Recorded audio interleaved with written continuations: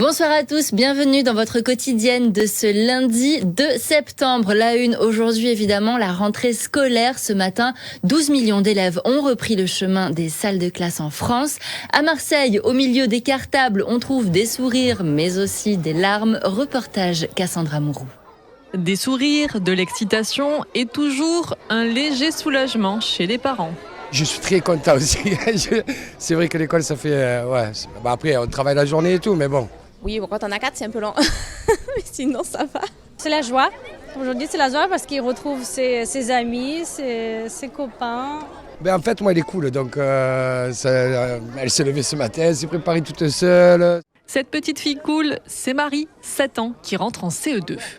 Est-ce que tu as hâte là, de rentrer à l'école, de voir ton maître ou ta maîtresse ? Ouais, parce que j'aimerais bien savoir comment elle s'appelle un petit peu, comment elle est, comment son caractère il est. Voilà. Et tu vas retrouver les amis aussi, j'imagine. Oui, toutes mes amies. Dans la matinée, tous les enfants ont reçu leur kit scolaire distribué par le maire de Marseille en personne. Benoît Payan a aussi constaté la rénovation apportée à l'établissement pendant l'été. À chaque rentrée, c'est l'occasion d'améliorer encore et encore les conditions dans lesquelles les petites Marseillaises et les petits Marseillais vont devenir des adultes. C'est l'occasion pour nous d'améliorer le pouvoir d'achat de leurs parents. C'est ça la différence entre celles et ceux qui parlent beaucoup et celles et ceux qui font. 76 000 écoliers ont fait leur entrée ce matin dans les 470 écoles de Marseille.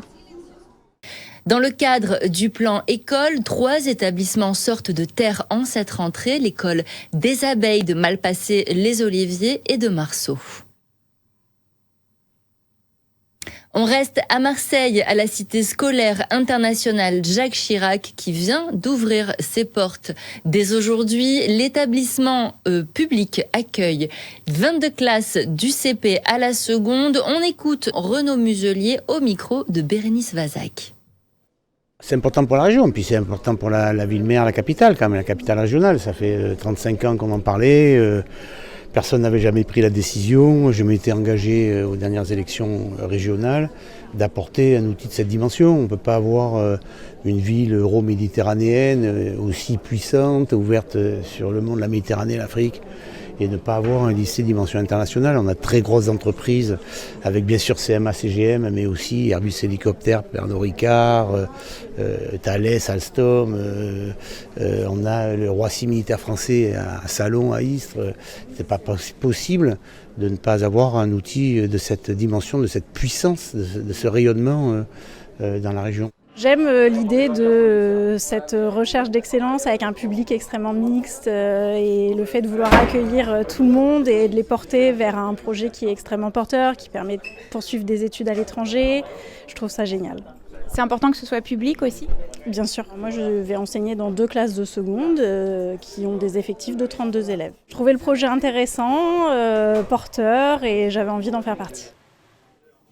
Le nouveau recteur de l'Académie Aix-Marseille, Benoît Delaunay, a fait lui aussi sa rentrée, réforme du lycée professionnel, interdiction du téléphone portable au collège, lutte contre le harcèlement. Il évoque ses priorités au micro de Rémi Reponti. Oui, les situations de harcèlement doivent être combattues. Nous avons évidemment des ambassadeurs de lutte contre le harcèlement, nous avons des référents, nous avons un travail quotidien, mais aussi un rôle encore à poursuivre en matière de formation. Il faut que chacun soit formé à ces situations pour les détecter et pour y remédier. La réforme du lycée professionnel a été engagée il y a plusieurs années et elle produit de beaux effets.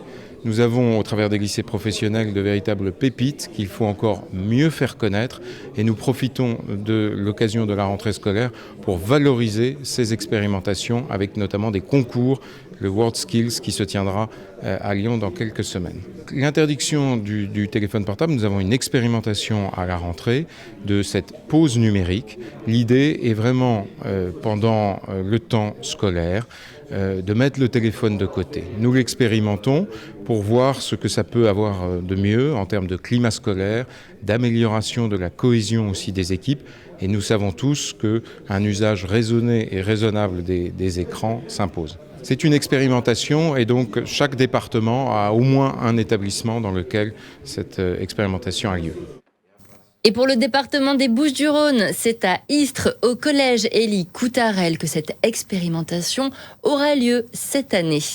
Allez, on continue cette page rentrée scolaire à Martigues, à la maternelle Canto-Perdrix et l'élémentaire d'Auger, où la rentrée s'est déroulée dans l'inquiétude. Depuis juin, parents d'élèves et élus demandent l'ouverture d'une classe dans les 2 écoles. Reportage Sarah Le Guen.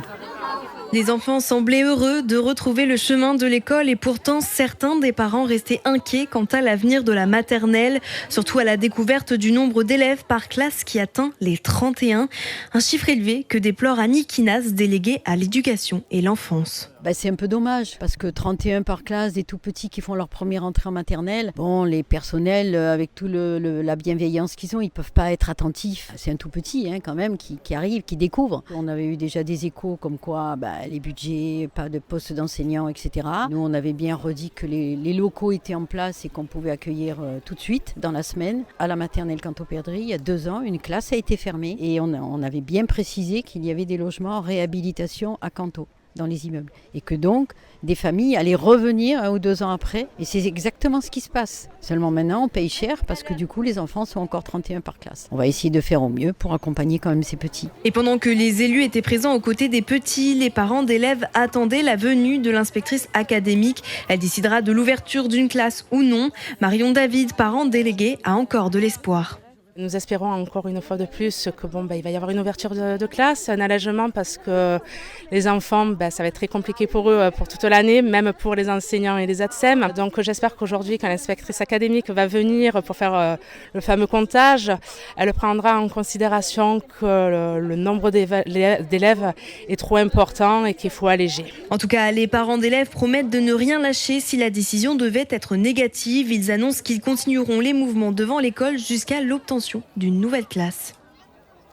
Parmi les nouveautés de cette rentrée pour les élèves dans l'attente d'une ou d'un nouveau ministre de l'Éducation nationale, on le rappelle, il y a l'interdiction du téléphone dans 200 collèges, l'expérimentation de l'uniforme dans 90 établissements ou encore les fameux groupes de besoins en 6e et en 5e. Et pour clore cette page spéciale rentrée, on part à l'école maternelle de la Buissonnière à Istres.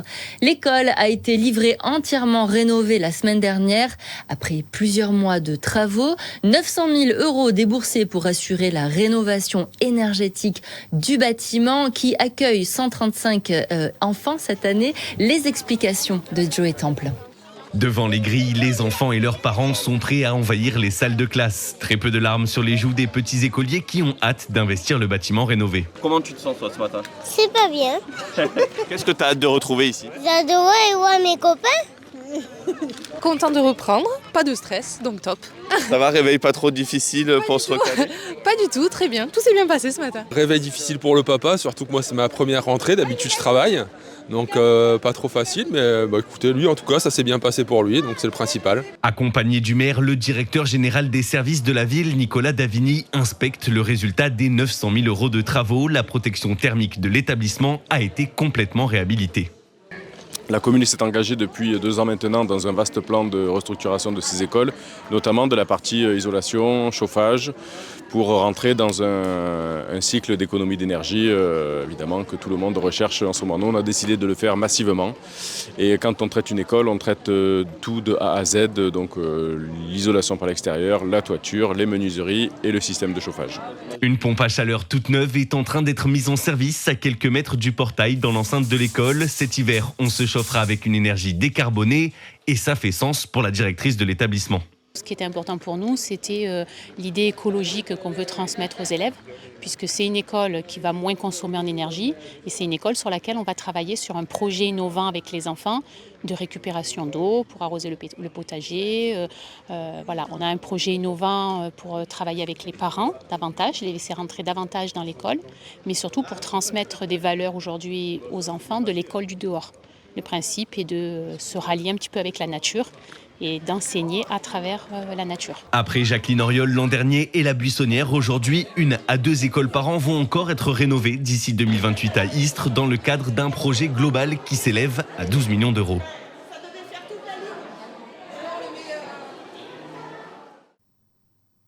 Un hommage national a eu lieu aujourd'hui dans toutes les gendarmeries pour la mémoire de l'adjudant Comines, mort ce lundi 26 août dernier. À Istres, comme partout en France, les gendarmes ont tenu à célébrer la mémoire de cet adjudant du peloton motorisé de Mandelieu, mortellement percuté donc le 26 août par un automobiliste ayant commis un refus d'obtempérer lors d'un banal contrôle routier.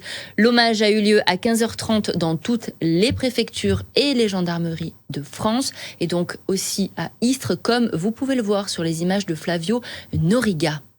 Le procès des viols de Mazan, le huis clos écarté, les audiences seront publiques. Le procès hors norme de Dominique P., retraité accusé d'avoir drogué sa femme et recruté des inconnus pour la violer pendant 10 ans à leur domicile de Mazan dans le sud de la France, sera public. C'est ce qu'a décidé aujourd'hui la Cour criminelle de Vaucluse. À Aix-en-Provence, hier, 6 bâtiments étaient concernés par un arrêté de péril au lendemain de l'affaissement partiel de la terrasse de la brasserie L'Estello dû à une fuite d'eau. Le cours Mirabeau a donc été évacué samedi en fin de journée. L'Hôtel de France, des boutiques de vêtements, mais aussi des bars, restaurants sont pour l'heure toujours fermés par précaution. Hier, la situation s'améliorait. Les sapeurs-pompiers continuent malgré tout leur ronde régulière. À présent, l'heure est au travail de bureaux d'études et d'experts. Allez, on ouvre une page sportive. L'Olympique de Marseille a repris sa marche en avant ce samedi sur la pelouse de Toulouse avec une victoire 3-1 face au TFC, un doublé de Greenwood et un tir de Luis Enrique dévié par un défenseur toulousain ont apporté un succès important pour les hommes de Roberto De Zerbi. En zone mixte, Karim Attab a retrouvé Quentin Merlin et Amine Harit. Ouais, c'est ce qu'on voulait faire. On savait qu'avec leur public, ils allaient pousser des débuts de match. Nous, on a appris en début de match deuxième mi-temps contre Reims. On n'a pas été fort, on n'a pas été soudés ensemble. Et là, c'est ce qu'on a fait. On n'a pas pris de but dans la période où on était plus en difficulté, où ça s'est plus confronté. Et après, dès qu'on a posé notre jeu, on a su être patient, on a su montrer qu'on pouvait accélérer. Puis on a marqué 2 buts coup sur coup. Donc après ça nous a mis bien après l'expulsion de Franck Magri, donc ça nous a confirmé, ça nous a aidé dans notre jeu, mais franchement c'est un match abouti dans l'ensemble. On a très bien travaillé pendant la préparation. Je pense que le mérite revient à tout le monde, le staff, à tous les joueurs. On a été dans le projet, on a été à l'écoute des consignes du coach, du staff depuis le premier jour et je pense que c'est que du positif. Voilà, je pense que comme vous avez dit, ça a pris vite. Voilà, on arrive à se comprendre vite malgré le fait qu'il y ait énormément de nouveaux joueurs dans l'équipe, donc c'est que du positif pour nous. 7 sur 9, 10 buts marqués, 2 victoires à l'extérieur. On attend bien sûr la première à domicile, mais le début de championnat est plus que correct. Est-ce qu'il est conforme à ce que vous attendez ou est-ce que vous enragez de ne pas avoir fait 9 sur 9 ? Bien sûr qu'on aurait aimé faire 9 sur 9, c'était un objectif. Mais bon, déjà 7 sur 9, on n'est pas largué, on est bien. On est dans le haut du tableau, même dans le jeu, je trouve que c'est ça le plus important, c'est qu'on assimile beaucoup mieux ce que le coach demande, on est plus confiant, on prend beaucoup de plaisir. Et c'est ça qui est le plus important. Maintenant, il faudra continuer, confirmer notre bon début de saison. Et puis on verra ce que la suite, mais il faut continuer à prendre des points comme on fait là. Et l'OM qui est deuxième de Ligue 1 après 3 journées de championnat avec 7 points sur 9 possibles, place à une première trêve internationale pour des Olympiens qui retrouveront le terrain samedi 14 septembre à 17h au Vélodrome face à Nice. Direction Istres avec l'équipe de handball qui lance demain sa saison avec la Coupe de France. En 16e de finale, elle se déplace à Frontignan, club de Pro League, entraîné par l'ancien capitaine des Taureaux, Guillaume Crépin. Le coach d'Istres, Gilles Dereau, est ravi de recroiser son ex-joueur. Jean-Michel Darras est allé à sa rencontre. Oui, moi je suis toujours content de voir des joueurs qui étaient destinés à ce métier-là, parce que c'est un garçon qui a une belle culture handballistique, qui a une réflexion, des techniques élaborées. Et puis il a fait une première étape comme adjoint à Besançon, à Saran. Voilà, je crois qu'il était fin prêt. Voilà, oui, ça fait plaisir toujours de retrouver, non pas une question d'adversité, mais une question de voir des joueurs qui réussissent après leur carrière de sportif. En plus, une carrière qui a été brillante, ce qui nous a rendu service ici, et de le voir entraîneur, c'est toujours un réel plaisir pour moi, oui, tout à fait. Comme quand je vois un joueur parti d'Istres aller jouer dans une équipe de plus haut niveau, etc.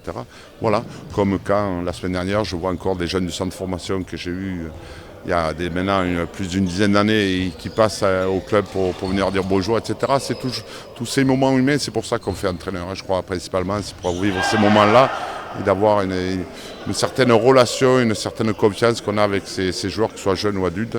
Voilà, moi, c'est pour ça que je fais ce métier.